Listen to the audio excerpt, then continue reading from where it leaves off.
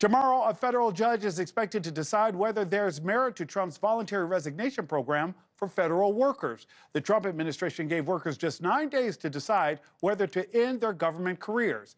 Labor unions have sued, calling the offer unlawful. Take a listen. The efforts that this administration has taken are efforts to weaken the civil service.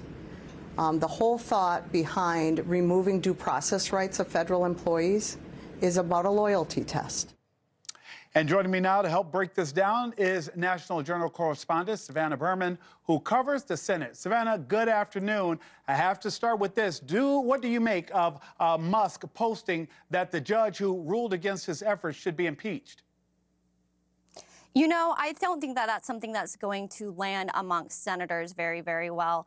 You know, this is something that they like some independence here. And even though they have been getting on board with Doge and with Musk going into some of these agencies and starting to reshape some of these, I'm not exactly sure how they're going to be falling in line and calling for judges to start being impeached just because they aren't exactly bending the line or doing what the White House is wanting them to do. Savannah, with the federal judge expected to decide on the federal buyout program tomorrow, nearly 2 million workers are impacted. Now, the White House reported around 65,000 have accepted the offer. How much will downsizing of the federal government impact American taxpayers? Oh, it's going to have an absolutely drastic impact to American taxpayers, as a lot of these agencies and a lot of these federal workers start to be reshaped and don't go to work.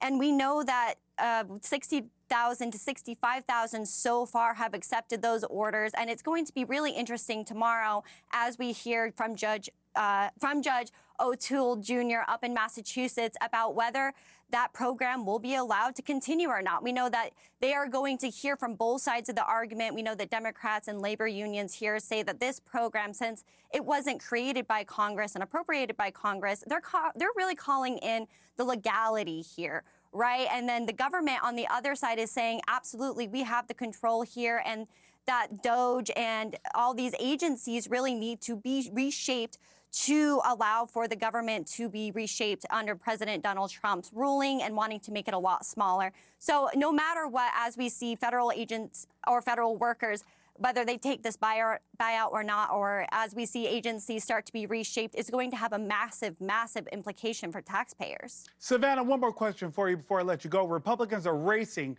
to advance Mr. Trump's policy agenda, but some House Republicans and Republican senators have opposing approaches. Take a listen to this, and let's chat about it on the other side.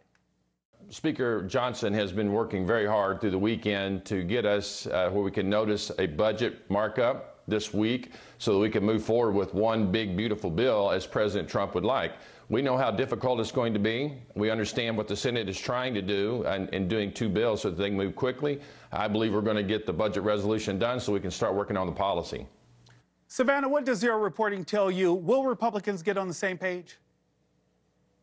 You know, that's a wonderful question. And we know that there's a lot of differences between what House Republicans want and what Senate Republicans want.